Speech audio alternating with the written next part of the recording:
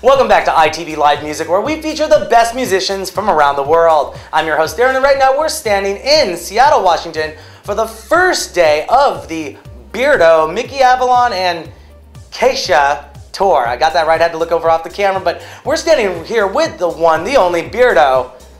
Beardo, how's it going this evening? Beardo in the house, with ITV, rocking it, Seattle. We're having a good time out here. It was our first day of the tour, and we just arrived at the showbox and did our sound checks, and Keisha, and we got Mickey Avalon, and we're ready to rock and roll here. Nice, and you're going on second. You're gonna bring the house down. Tell us a little bit about what our ITV viewers can expect to see with your set in this show. Well, everyone, I mean, if you know about Beardo, then that's great. Then you know about my shows. So my shows are pretty much very, very out of control and craziness, and anything can happen. Like anything can happen. Like I just throw in cover songs. I'm a one-man show. I go up there with my guitar and do Metallica solos. I'm the best guitar player in the world right now, probably. I won't even joke. I would probably am. Nice. Not even joking. I rip guitar solos, blow people out of the water, basically turn my amp up, and just it's pretty chaotic. It's like going to see Gigi on sometimes. And you just didn't start this a year ago, 2 years ago. You've been playing for a while. Who are some of your influences that you've had over the past few years that have led you to develop your own style? I mean, my influences are very, very, very, very, very deep, because I'm a music lover first, but then a musician through being a music lover. So I grew up listening to everything from Delta blues like Muddy Waters and John Coltrane to bebop jazz like Coltrane, Charlie Parker, Miles Davis, all that stuff. And then obviously loving classic rock, like I love Peter Frampton, I love Hendrix Experience, I love Can, I love Radiohead, I love experimental music, Elliott Smith, Jeff Buckley. I love rappers, I love Too Short, I love very, very edgy. I don't like pop music per se. Like I like things that are challenging to subject matter and also to performance. Like if you want to change something, then maybe you need to change what you're painting on sometimes. So I feel like what I'm trying to achieve with Beardo is do something brand new. I'm a one-man show because I've been in bands for many years, and through my influences, I love the Beastie Boys and stuff like that. A lot of people compare me to them. It's just that I grew up with a very loving to have a good time, because I didn't really have a good time when I was a kid. So I was like, all my music now is about having a good time, but with a message, a deep message, more so than diamonds and cars and girls. Very more deep. I have a song called John Lennon and stuff like that. That's all about political, not so political, but just more about controversy and just setups. And I have a song called John Lennon Got Shot, so it's about conspiracy. So it's like I have a song called Alien Man about conspiracy. So it's a lot about conspiracy, and a lot of it's about being just turmoil of the youth, Yeah, and you mentioned right before the interview that one of the artists, who's one of my favorite artists, Too Short. You've performed with him a few times. What's that experience been like? I remember I met Too Short through my buddy Dirt Nasty, who's a rapper who's in the Dyslexic Speed Readers with me, Mickey Avalon, Andre Legacy. We're all a group, and it's like Voltron. We all come together and we're one piece, when we can. We're all solo. They did a song called My Dick together, which is a big song. It's just one of those deals where Too Short was with him recording a song, and he loved my record, and somehow he won. We were in I think actually we were in San Francisco, and he came to the show because he lives out there in Oakland, obviously, right? And he got on stage to do My Dick with us because Andre Legacy wasn't there. So it was me, Dirt Nasty, Mickey Avalon, and Too Short. And this is special for the guests in the show. They didn't know Too Short was going to be there. We didn't know. I mean, I'm up on stage and I'm like, damn, looking over, I'm like rapping with Too Short, like the best rapper ever in history. Like, come on, bro. Like everyone from Tupac was on his dick, because he was the illest, So it's like, I met him that time, and he's just incredible. I know you're a fan too, so it's like, you know what I'm saying? How can't you be? He's the dirtiest, illest voice ever you've ever heard one, Even though this goes out to a number of different viewers, going all the way back to the first album with Blowjob Betty on it. Oh yeah, Blowjob Betty, are you kidding? Like, we can say that on the internet, that's just great. Back then, you had to know about it to get it, because there was no internet, so if you had to be hip to the fact that Too Short was saying the things he was saying and know that your parents wouldn't let you have that, so you would have to listen to it somewhere else if you were from that era.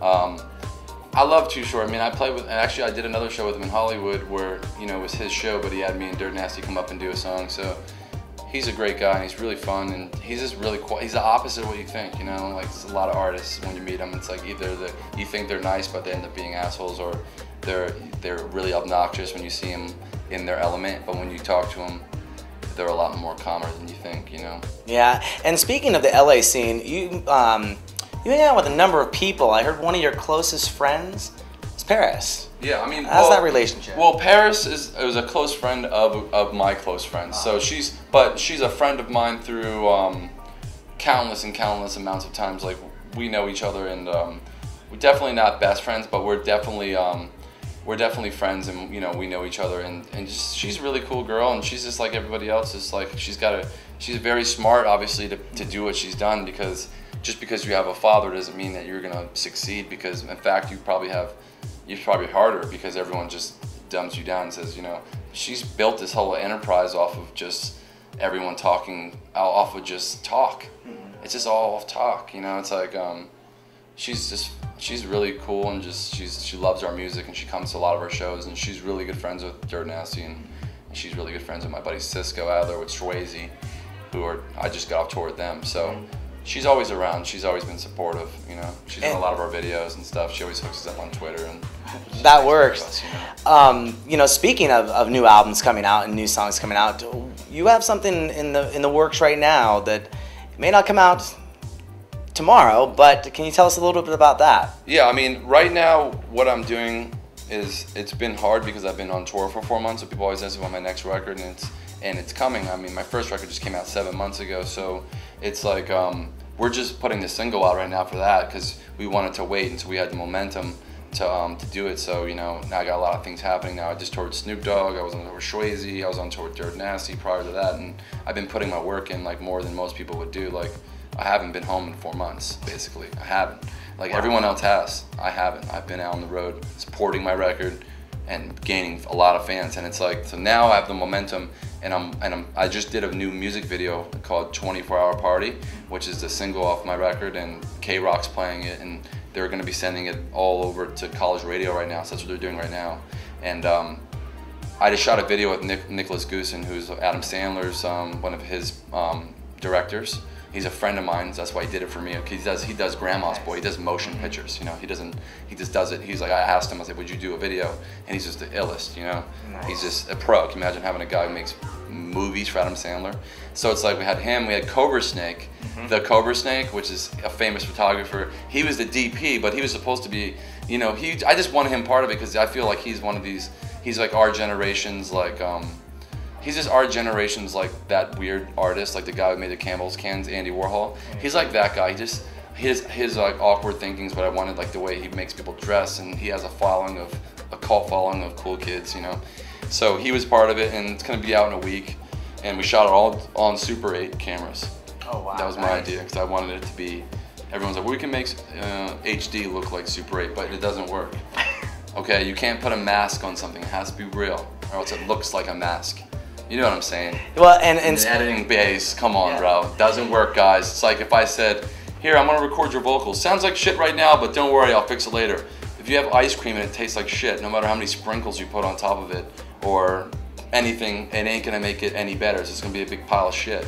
So that's the way I look at things. So I wanted the video to be real, so I shot it, and it cost a lot more because of Telecine to make it the digital, to edit it. But we did it, and it looks incredible, and no one's seen it yet. We're waiting a couple of days. We're gonna put it out, so you'll be able to see that on YouTube under Beardo 24 Hour Party. Awesome. And you know, speaking of your authenticity that you like to preserve with your art form, going to use Super 8, I overheard that you want to record a new album, and you don't want to necessarily use digital in the beginning. You want to start with, I believe, with 2-inch tapes? Yeah, I mean, the thing about it is I'm a big advocate of, like, I listen very hard, more than most people. Like, most people underestimate me as who I am because they see my show and they see me as obnoxious, crazy, beer drinking, but I'm very calculated in everything I do. Like, I made my first record aiming for what I wanted to do and hitting all the things that I felt like hit me as a kid and through my life, like things that mean things like doing drugs. like doing cocaine or like doing like honest things. Like, let's be honest, like I have a song called Losers. I have a song called Nothing Changes, about being evicted out of my apartment. Everything, even though they're fun when you listen to them, but if you really listen to the lyrically, it's tongue in cheek. It's not a novelty subject, but I make it fun so you can swallow the pill. Yeah. So so it's like I want to make the next record more like the Clash made their record, or the Ramones, or like Minor Threat, where I want to do pre-production in my studio, but then I want to go rent out a place where I can have rooms where we can baffle instruments, and then pre means rehearse it so much that it's so done and it's so what I want, that I want to go into a room and play it all down live, and just like the Stones did, or like Dark Side of the Moon, when you hear that. And who cares about noise in the background? Like, everyone's always talking about, oh, you can't have, if it's got to be dead silent. No, that's the problem with your record. It sounds like a sterile piece of shit. Like, I want my shit to sound like the Stones.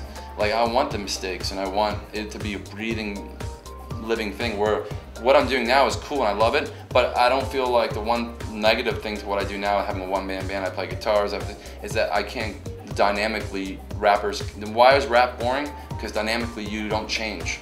Like, a band could say, oh, I'm gonna extend the bridge, or let's get low, let's get high. There's not a dynamic, and that's what's missing. So I wanna capture that, you know, the dynamics of what music is, and that's really what matters. Is like, if I say, hey man, we're gonna go to the thing, but we're gonna fucking go crazy.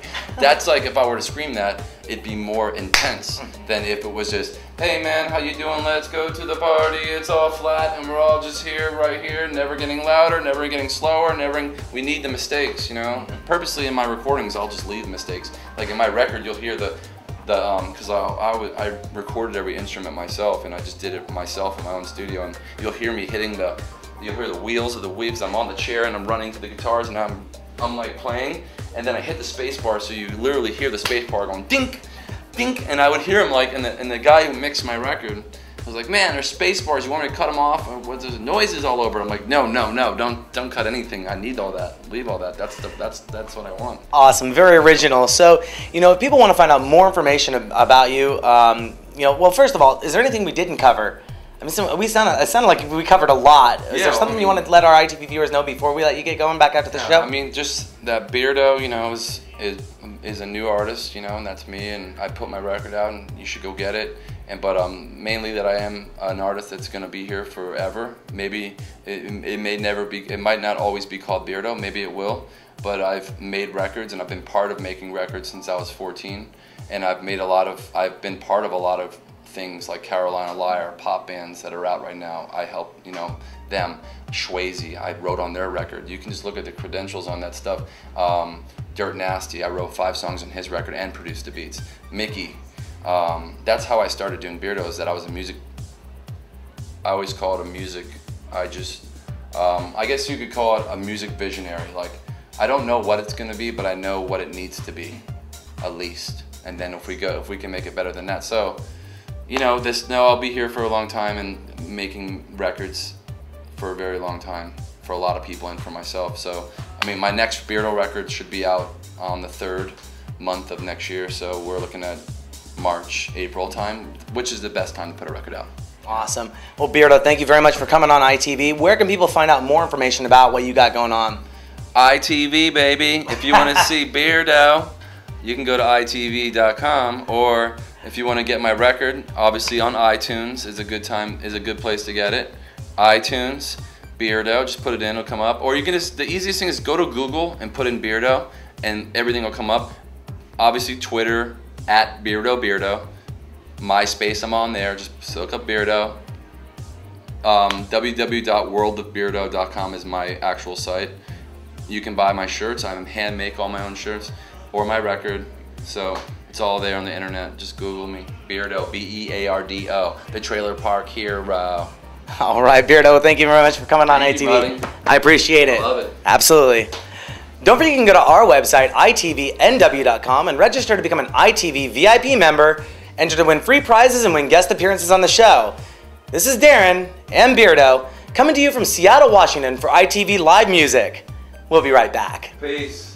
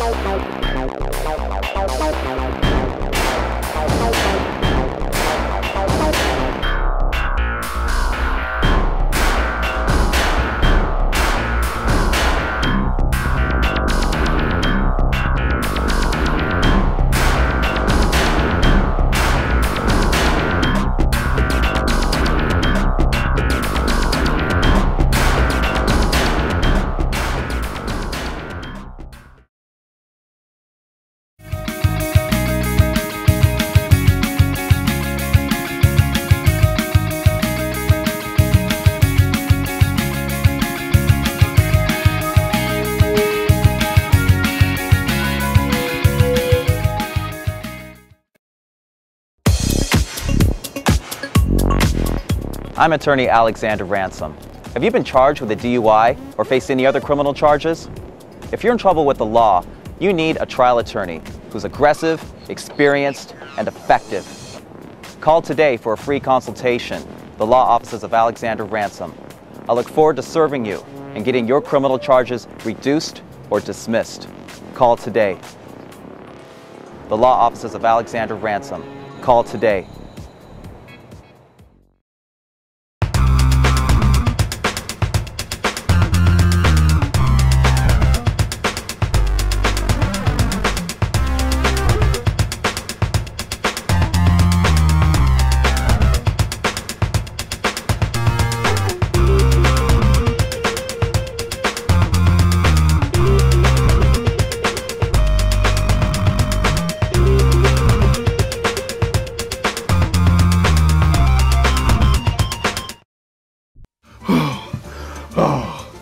Oh, baby, you are the best.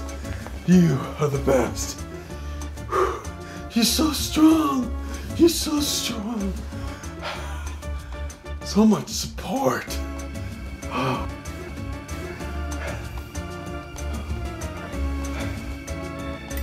Our systems will rock your world.